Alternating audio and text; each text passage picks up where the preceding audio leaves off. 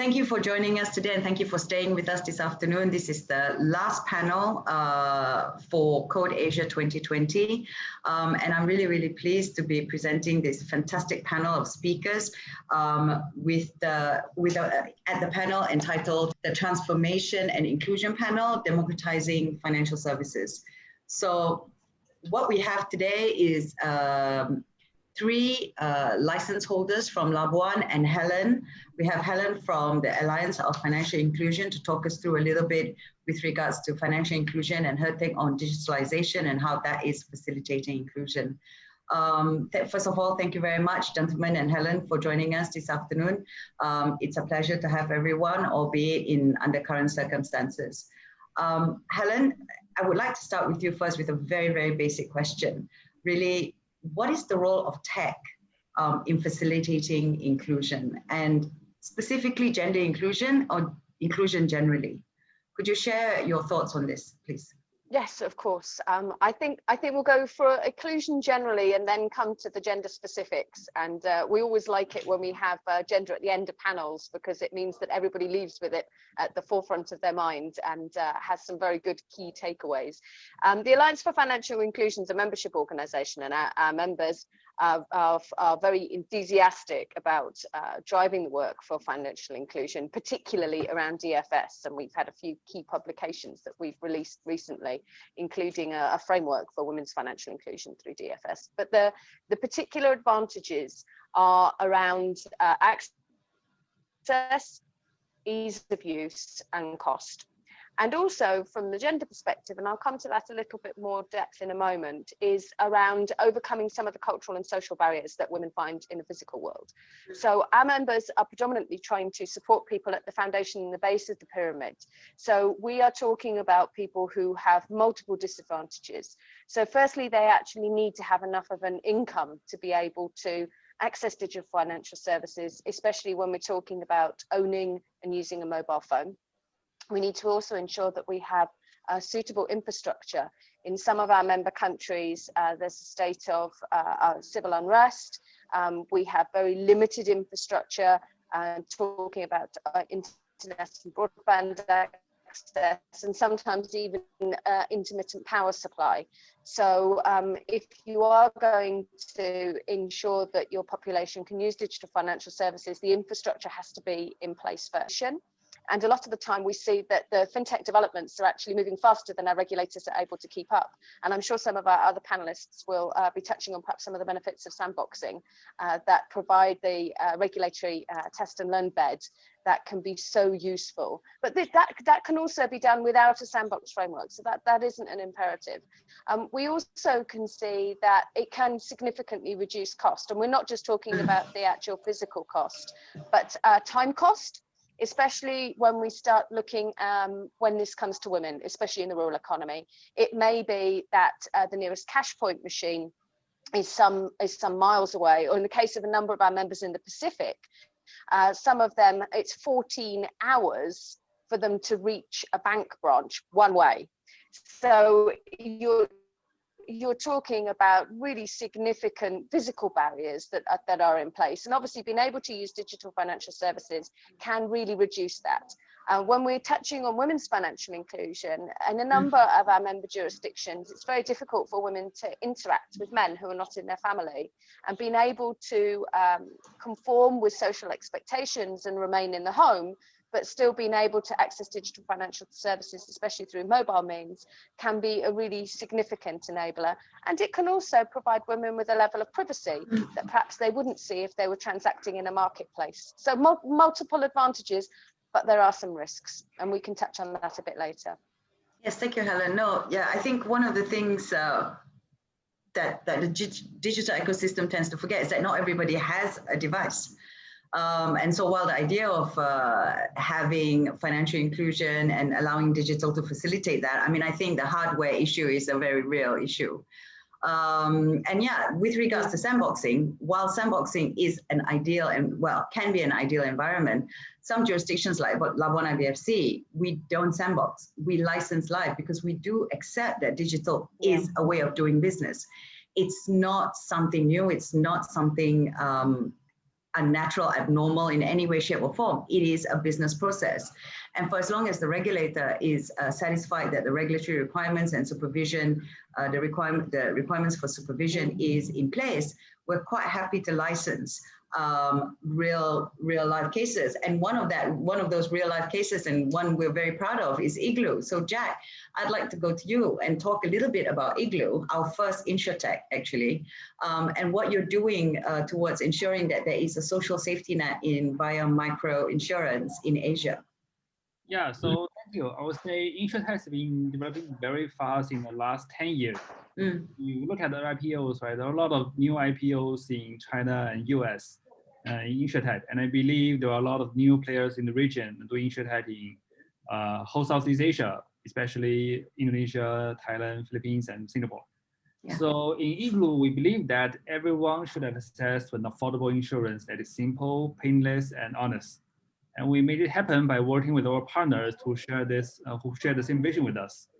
So I would say most customers in this region do not really have a standard insurance coverage, probably except for the national coverage they have with a very minimum coverage amount. So, and some may not even have a bank account. So many of them do have a phone and is connected ready to the digital economy and buying things from all these e-commerce players. And with Igloo's insurance platform, the customers can get their first insurance coverage from us through their online shoppings, covering their shoppings, lifestyle, and probably themselves, with no paperwork and very low premium. So once these customers are more comfortable with doing digital insurance online, so we can offer them more products and better coverage. So converting from a small and micro product to a more standard life and health product. Yeah, so basically that's our strategy. And I'm very curious, what is the minimum premium that someone would have to pay for coverage? Minimum premium in Indonesia, we do less than 1 cent. Really? Do you want to walk us through how that works? So in Indonesia, so probably somebody buys something online. So the shipping cost is typically sometimes less than $1 if it's a very short distance. And our premium rate is even less than 1% for most of these coverage.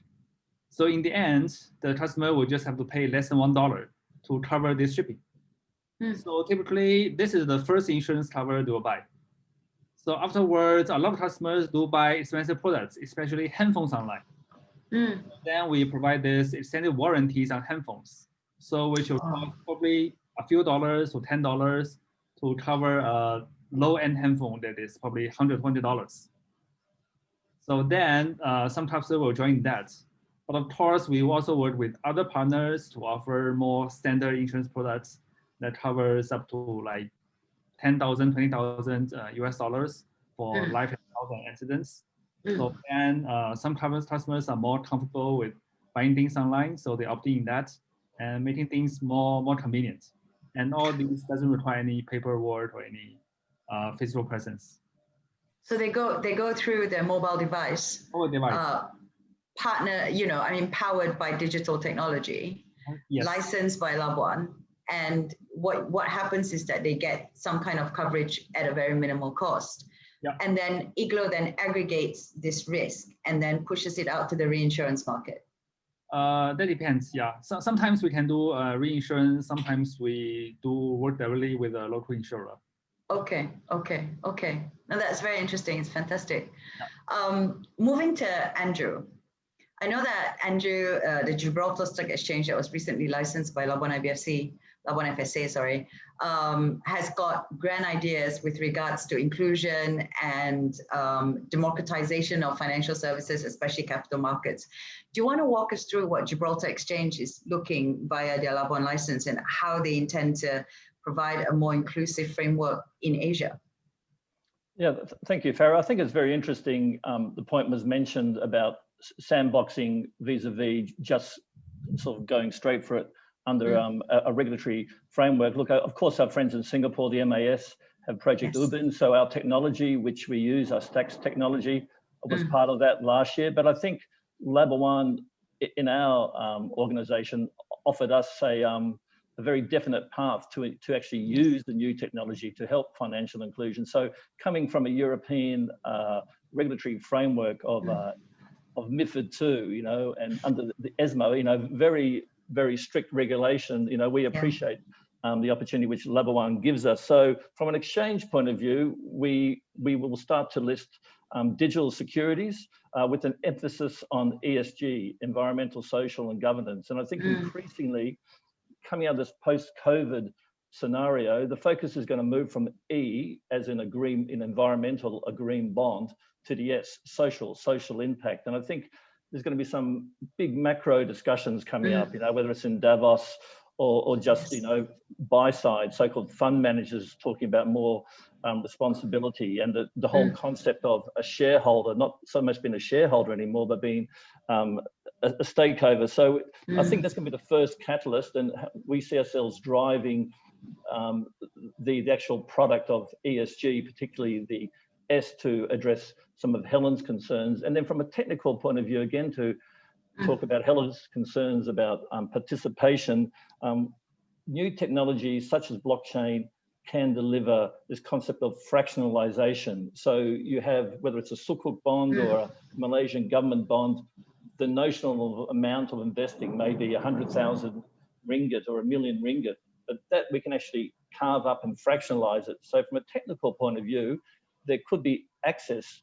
to a more inclusive public. There's this whole concept being discussed here by other exchanges, including ourselves, of giving the 600 million people here. There's a subset of about 25 million who are known as Henrys, high earners, not rich yet. So HENRYS. So it doesn't fully address Helen's concerns, but at least it starts a narrative of inclusion. And maybe it's not such a great analogy, but in Japan, there's this whole concept of the woman of the house being the investor. So we see this as the so-called generic Mrs. Watanabe. I know it's an old concept, but there is precedence before of female inclusion. So as an exchange, what we need to do is just deliver on the technology, on the fractionalization, and then deliver on the product, on the ESG product.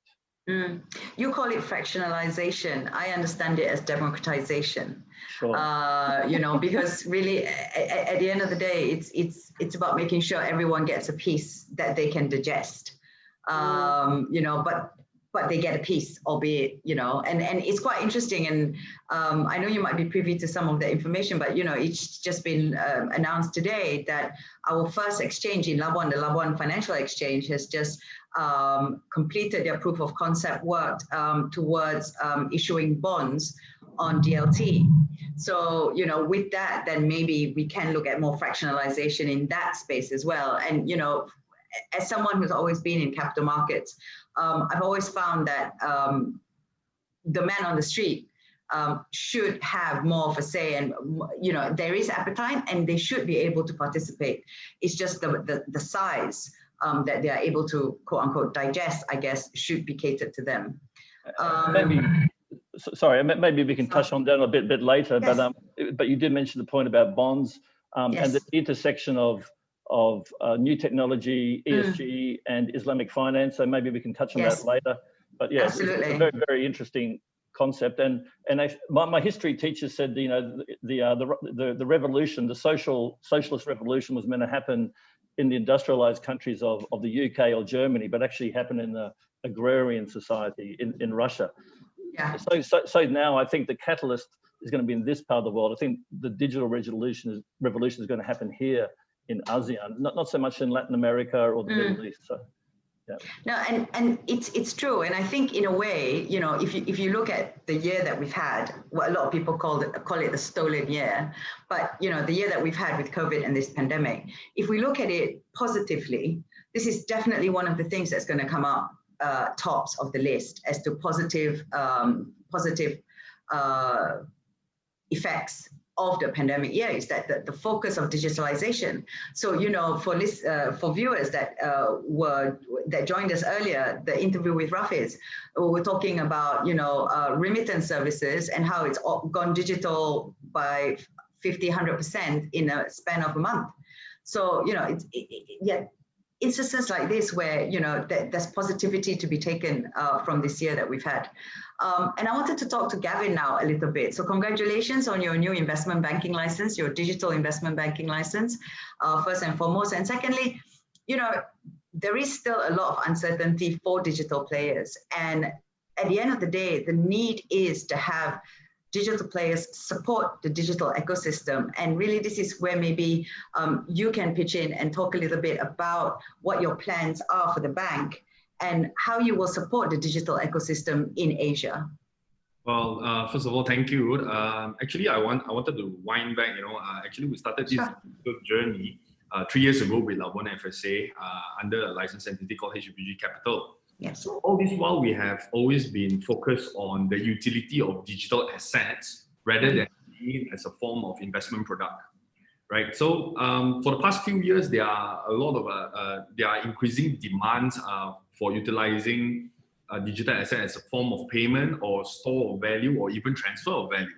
So with our new investment bank license, what we are looking to do is to establish an investment bank to bridge between the conventional side of the market and also the digital side of the market.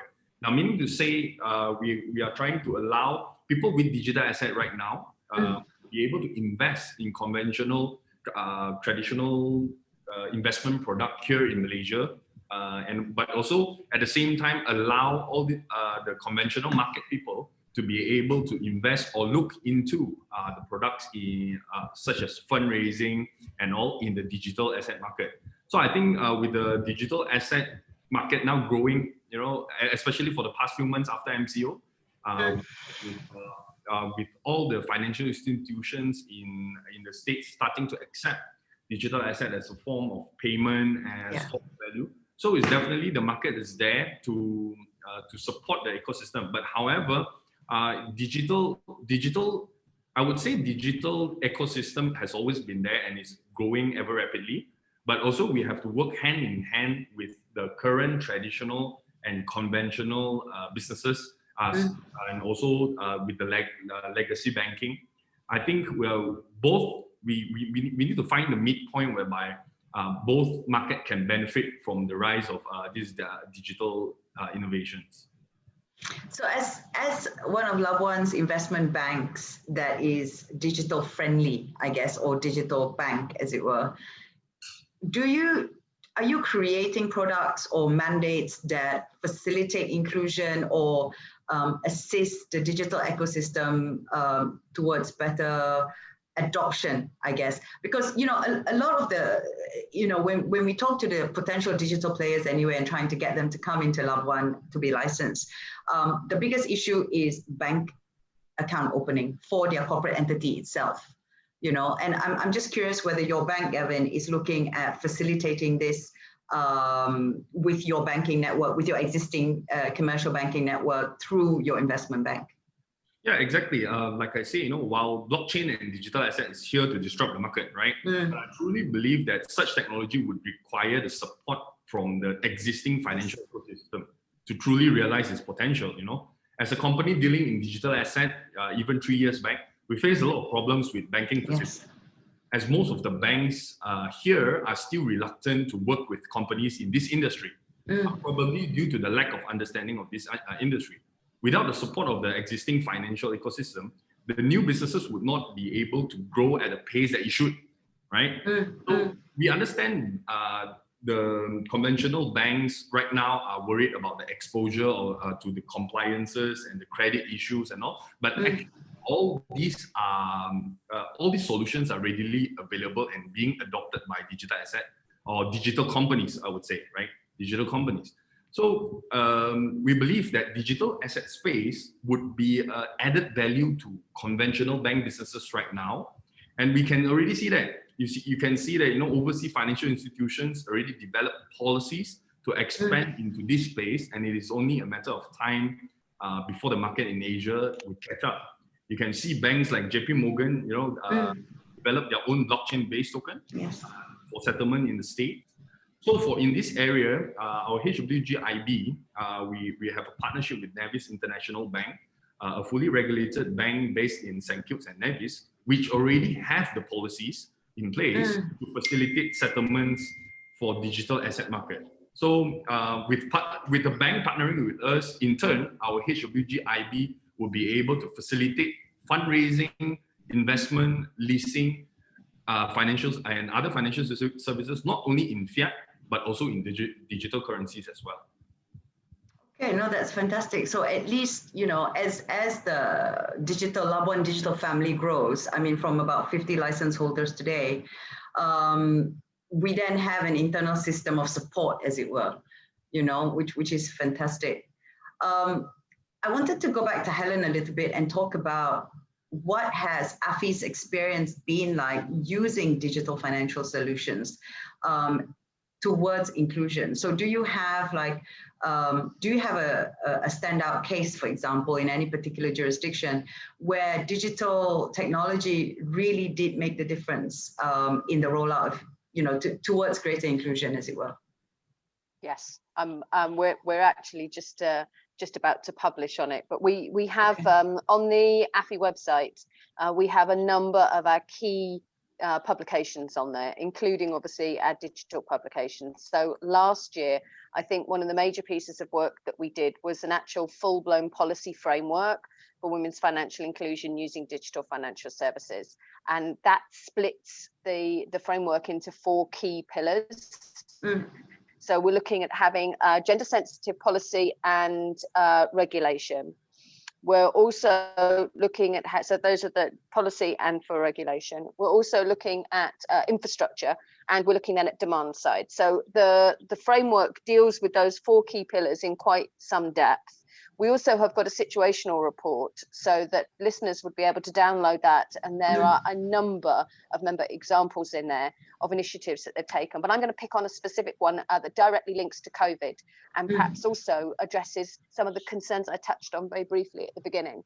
So we can see in a number of our member jurisdictions that women are finding it very difficult to access traditional financial services. So they tend to use village savings and loans cooperatives and associations with tabletop banking. Now, obviously, there's all sorts of risks involved in that with potential mismanagement or money being stolen, also the physical risk for somebody keeping significant amounts of cash in the house. And of course, now COVID has hit. So lots of those women who were earning very small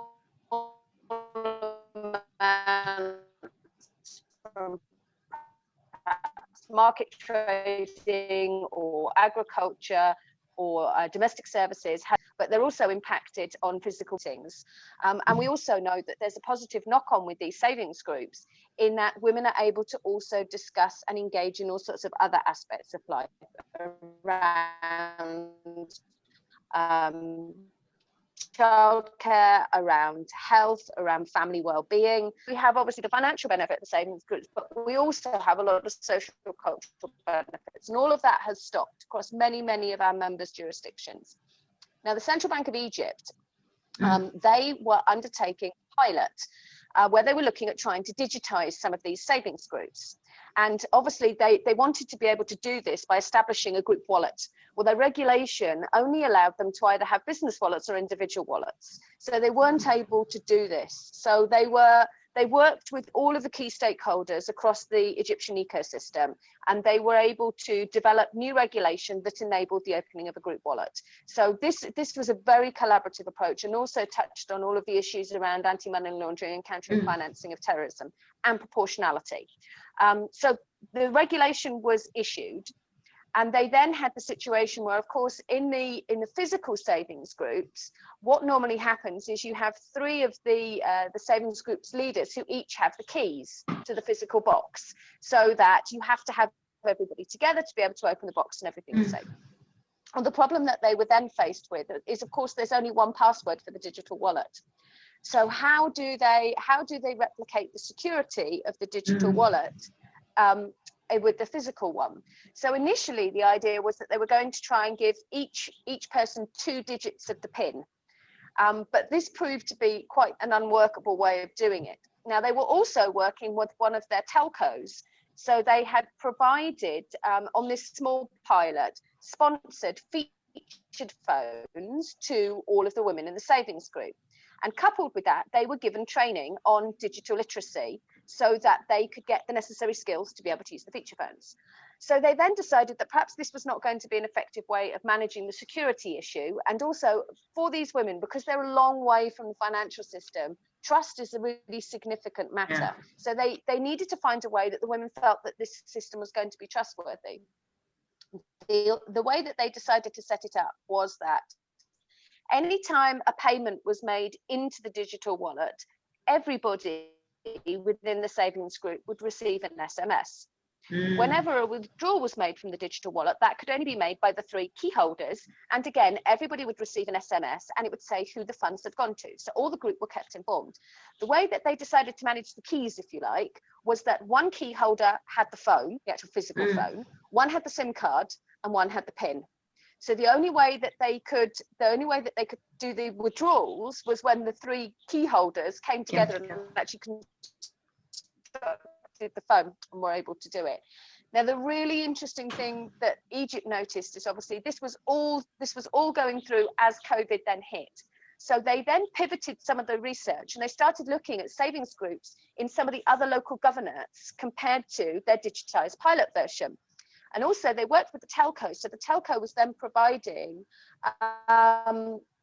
incentives for women to use the phones more with like free top-ups if they were making transactions through their digital wallet.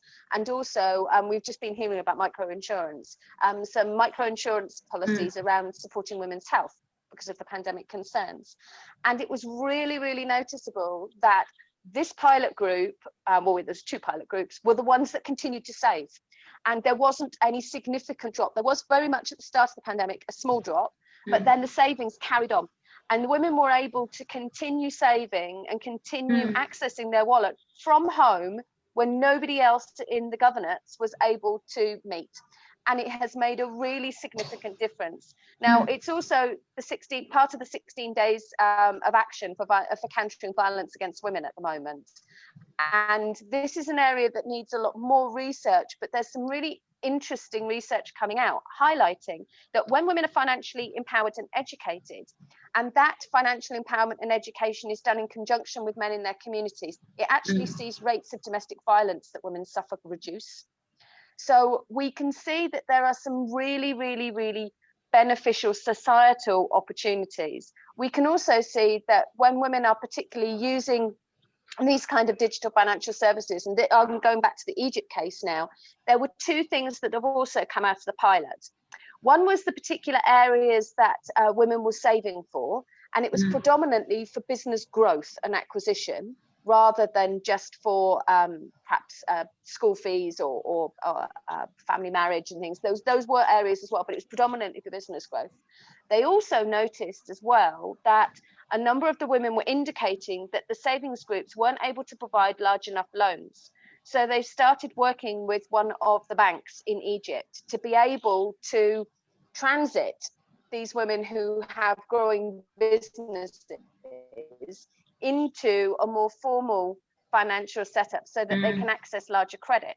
Now, through using alternative, and this is why I love the Egypt case study so much, they've been using alternative credit scoring as well, so that the banks are then able to see the savings group's transaction history and use that to be able to, so it is an absolutely superb example of taking people who are the furthest away from the financial system and through supported interactions that are holistic, not just around the regulatory framework, be able to transit them into the full financial system.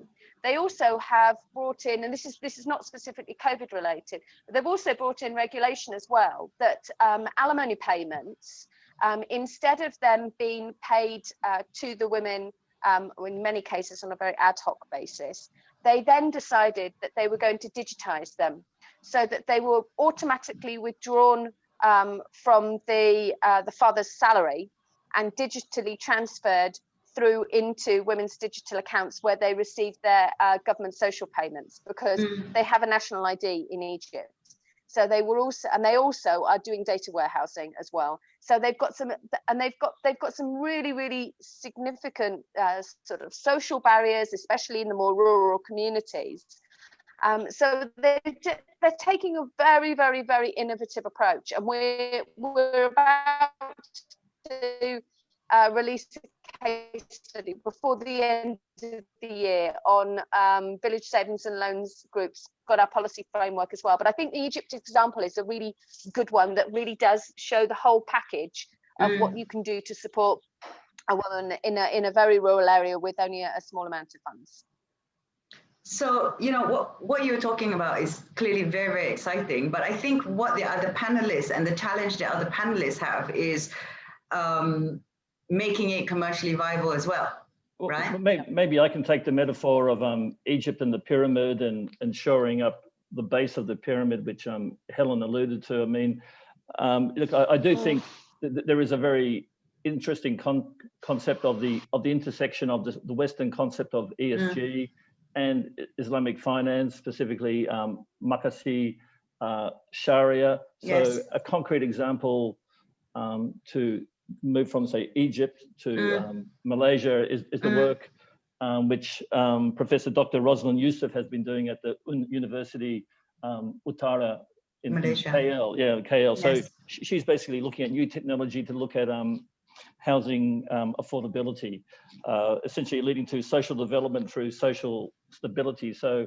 as Helen's alluding to the fact that it's often the women who suffer from a dysfunctional family as well as the children. So what University Malaysia, Utara Malaysia is looking to do is, rather than making a defaulter when it comes to a mortgage payment, throwing them out, basically a third party can come in and step in and take those payments, the mortgage payments, until that household gets back on its feet.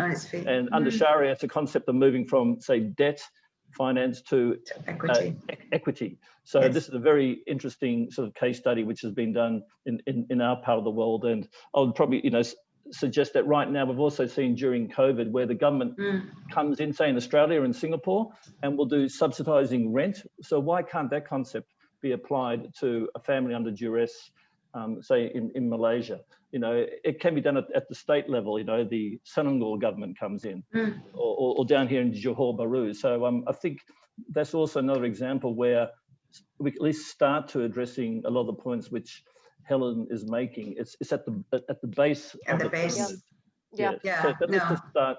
Yeah. So I'm encouraged by that. But as Helen suggested, there's so much work to be done. But there's some. It is very encouraging what Dr. Rosalind Youssef is doing. Yeah. No, absolutely. Sorry, I'm going to dive in really quickly as well, because for the AFI network, we have got 33% of our members have got a Muslim population of more than 20%. And Islamic finance as an enabler for women's financial inclusion is incredibly under-researched. It's a massive market opportunity.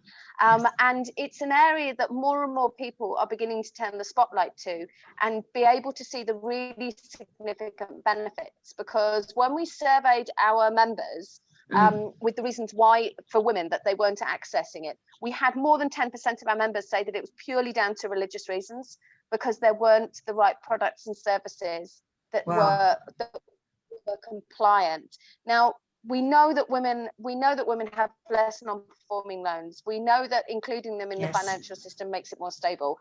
This is a massive opportunity for some really innovative digital financial solutions that are Sharia compliant, that are specifically targeted at women. And this is where bringing women into the development and design, and also ensuring that you've got gender sensitive regulation, really, really can accelerate the progress. And I think there's a huge opportunity in this area. Thanks.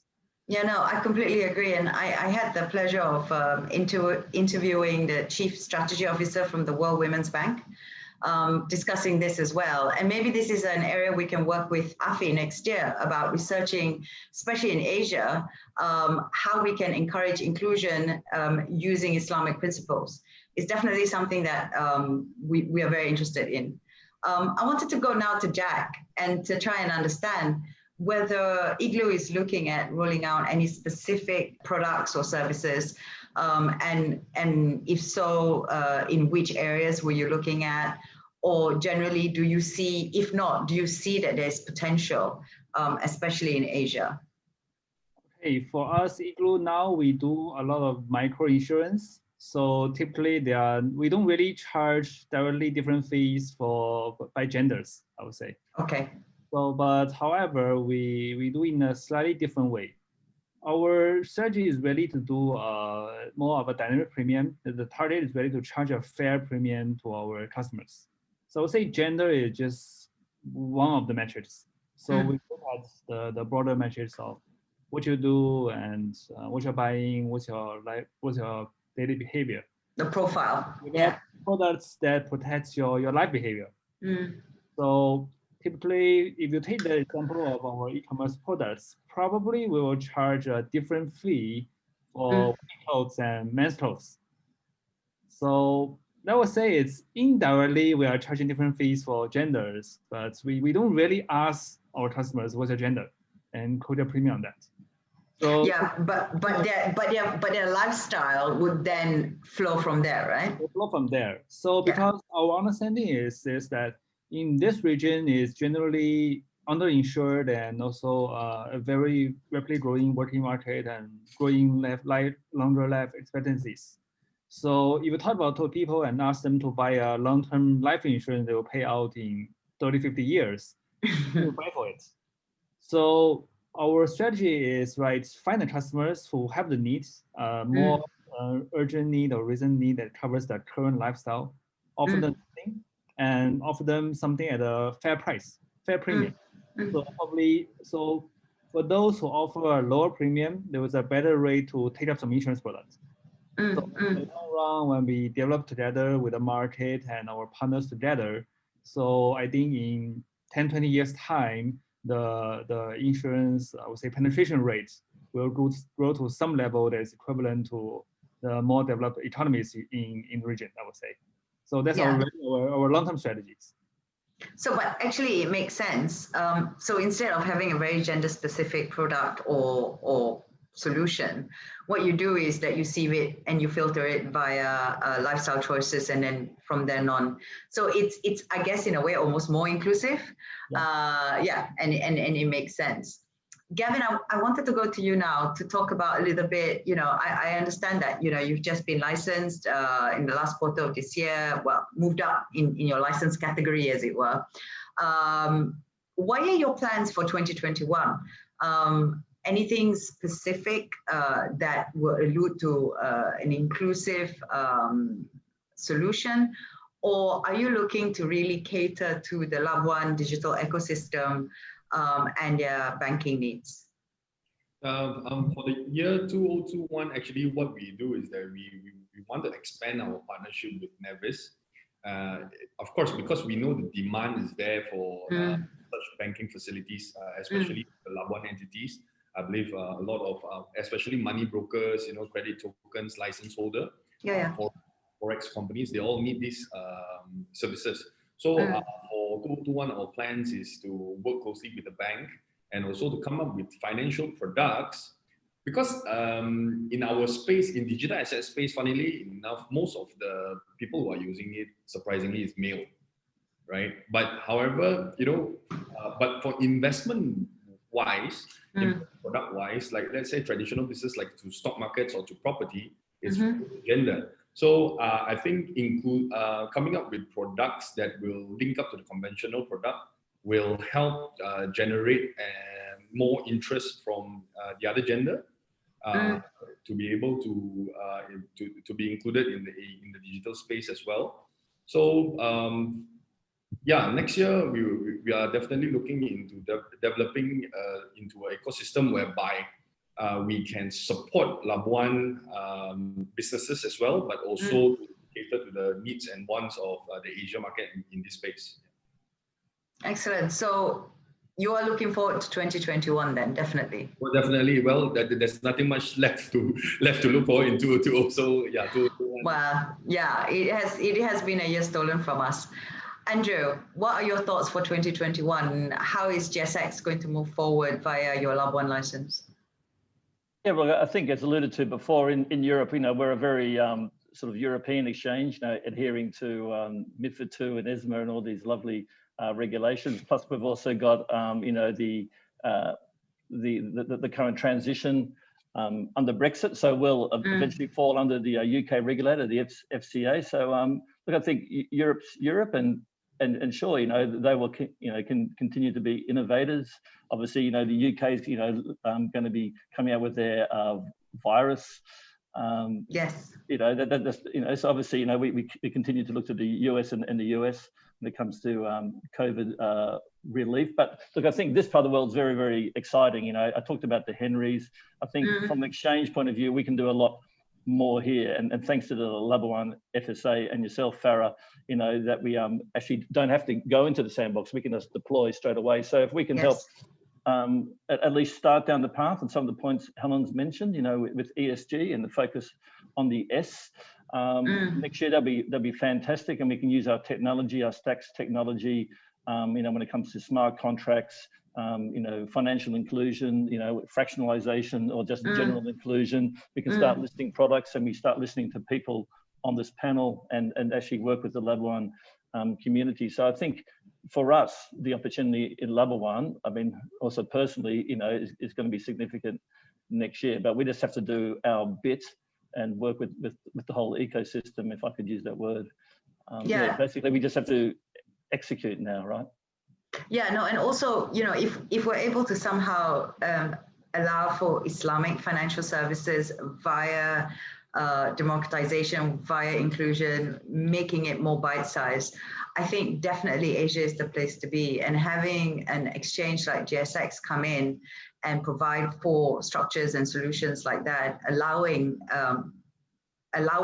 for this offering to be floated in the first place, I think that's a great possibility. I think that the idea of inclusion and Islamic finance and the whole SDG, they seem to overlap each other in numerous ways. And really, it's just the proof is in the pudding, I guess, in the sense that this is the way we have to move forward. And this is the way it has to go. And we're very excited about this. Jack, tell me, 2021, what can we look forward to from Igloo? From Igloo, I would say 2 ways. I would say the COVID-19 is actually an opportunity for us, especially on working with insurance partners. So a lot of insurance partners now has more pressure to convert to more digital. And also because of the government's trying to print money to save the market, so interest rates going down. So the main revenue to earn money from the deposits and reserves is also less. So I would say we talked to a lot of partners, and they're trying to launch more bigger and new insurance products in the region. But and also for Labuan, I would say it's also, we do see forecast a very strong growth in international trade, especially the RCEP just signed. And if you look at the map, Labuan is kind of in the middle of RCEP, right? In the middle between China and Australia. So we do see a lot of international trade, and these international trade insurance are not very digital yet. It's still pick and paper itself out. So we do see a strong growth in that market. I would say Labuan as a regional financial center is in a very good position to organize and help to coordinate this kind of insurance. So let's hope so, and let's hope that the harder market doesn't bear down too much on micro insurance, because that could be a bit of a dampener, I guess. So Helen, what are your thoughts? 2021, how we're going to move forward in this in the new normal, as it were? Do you think that COVID and the pandemic actually will be a dampener for enhancing inclusion, or will it be a facilitator? I think at the moment there is a significant risk that women's financial inclusion is going to go backwards, because a lot of the macro responses are not gender sensitive or not gender sensitive enough. because a lot of the people who are making those responses are still not fully aware about the importance of developing gender sensitive regulation and sort of macro indicators. So there is a significant risk. However, in every challenging situation, there's always an opportunity. Digital financial services do present an enormous opportunity if they're developed in a gender sensitive way, to be able to include more women in the financial system. For AFI, 2021 is a key year because our members agreed and endorsed something called the Denarau Action Plan, which is a 10-point plan for women's financial inclusion. And they are looking that they will be trying to ensure their respective gender gaps in access to finance are halved by the end of 2021. So digital financial services is one of the 10 key points. And I'm going to touch on one last point, which is actually linked to Denarau, which is also the role of women's voice and women's leadership, and ensuring that we have diverse voices around the table. So it's very important as well that when our institutions are looking at growing and looking at pipeline, that we ensure that those women are key at the heart of it, as men are at the moment, but that we ensure that in the future, we are looking to have much more of a gender balance in our institutions, as well as our regulation, our products and services, and then we'll know that those people who are the foundation of the pyramid, those women who are holding communities together and raising families, will be the ones that will be included, and we can fulfill the Sustainable Development Goals and ensure that nobody is left behind. So we're going to be building on what's already there and building forward and building better. Thank you.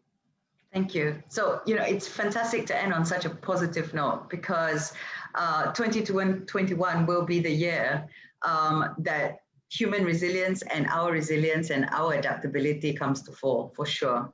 So all that's left for me to do is to thank everyone here for being a great panel. Everyone still watching, thank you very much for sticking with us. We look forward to serving you again next year in 2021. And in the meantime, have a merry end of year, and take care of yourselves. Thank you very much.